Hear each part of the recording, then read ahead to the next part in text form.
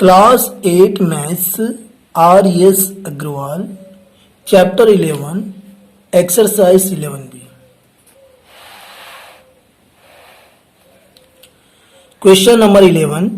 Neha borrowed ₹24,000 from the State Bank of India to buy a scooter।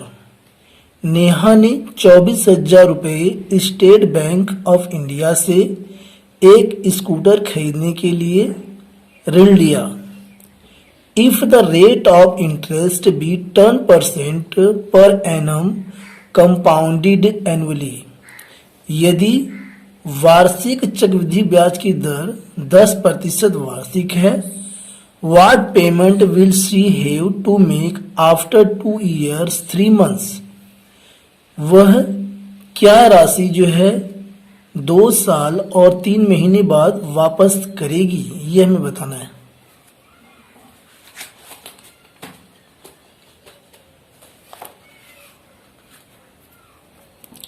Neha borrowed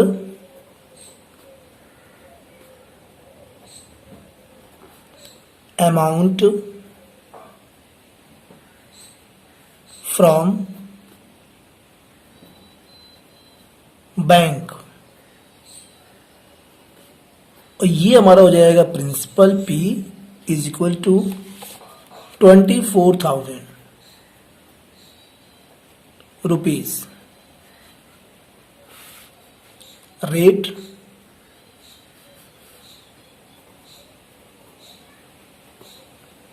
इसे R से denote करेंगे। ये दिया है 10% पर एनम, 10% वार्षिक। टाइम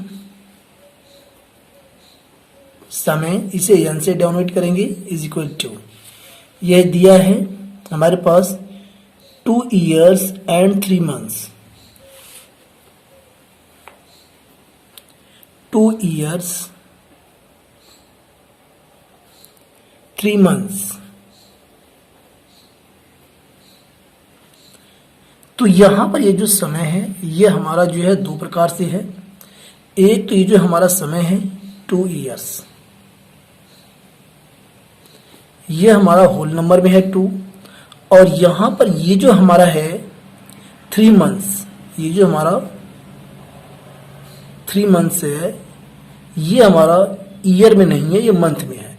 तो इसे हम क्या करेंगे, ईयर बनाएंगे। तो ईयर यहां पर हमारे पास हो जाएगा 3/12, 12 से डिवाइड करेंगे, 3 1 जा 3, 3 4 जा 12। तो ये आ गया हमारे पास 1/4। ये जो हमारे पास ये आया है ईयर 1/4। तो इसे अब हम लिख सकते हैं 2 years, इसे करेक्ट में लिखेंगे 2 करेक्ट 1/4 years। अब यहां पर हमें जो है निकालना है राशि जो है 2 वर्ष 3 महीने के बाद वापस करेगी बैंक को। अमाउंट को बोलते हैं मिश्रधन, ए से डिनोट करते हैं is equal to P bracket में 1 + R/100/n, ये होता है इसका फार्मूला अमाउंट निकालने का। ठीक है, तो इस पर इसको हम पुट करेंगे। तो सबसे पहले हम क्या करेंगे कि ये जो हमारा होल नंबर है 2, यानी कि 2 साल का पहले हम निकालेंगे। देखिए, तो यहाँ पर 24,000 ब्रैकेट में 1 प्लस रेट है हमारा 10%, ये तो ये हो जाएगा 10/100, और n यहाँ पर हम पहले निकाल रहे हैं 2 वर्ष का, तो अपॉन में ये पावर में हो गया 2। ठीक है, तो इसे जब हम कैलकुलेट कर लेंगे, इसे हम बना लेते हैं ब्रैकेट में पूरा।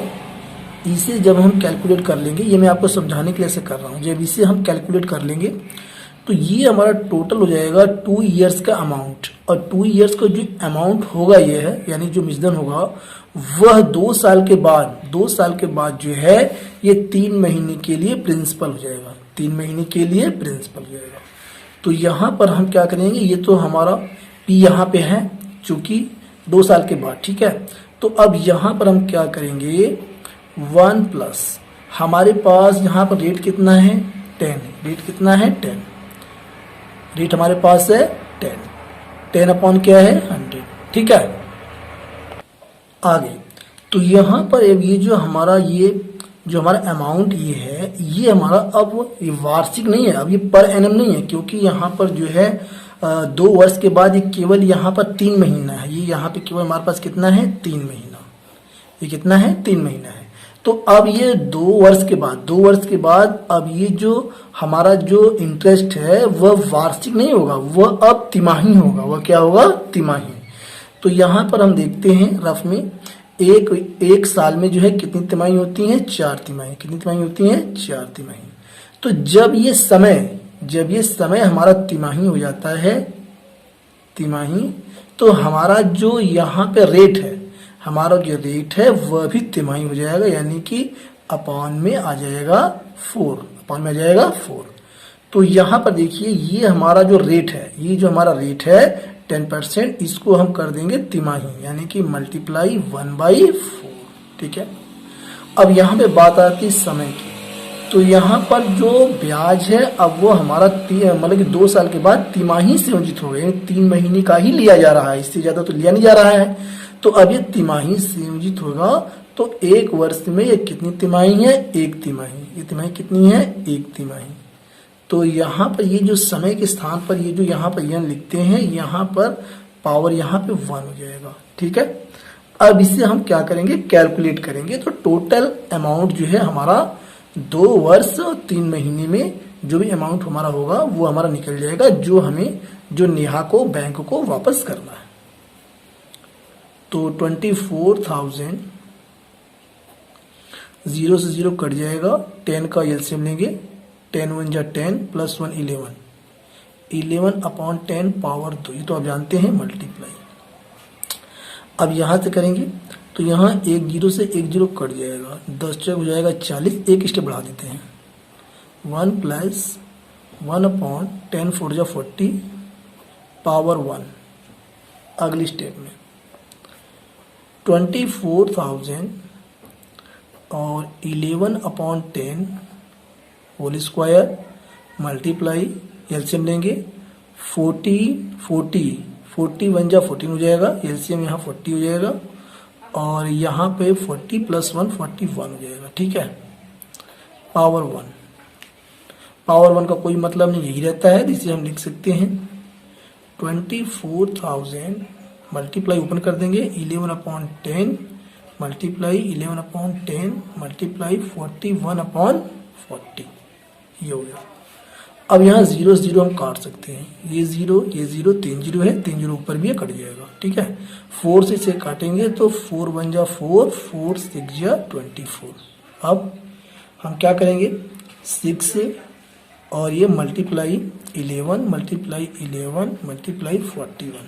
अगले स्टेप में 6 से मल्टीप्लाई 11 का मल्टीप्लाई करेंगे तो 121 मल्टीप्लाई 41। इन सब की जब मल्टीप्लाई गुणा कर देंगे आपस में रफ में, तो इसका आंसर आ जाएगा 29,766।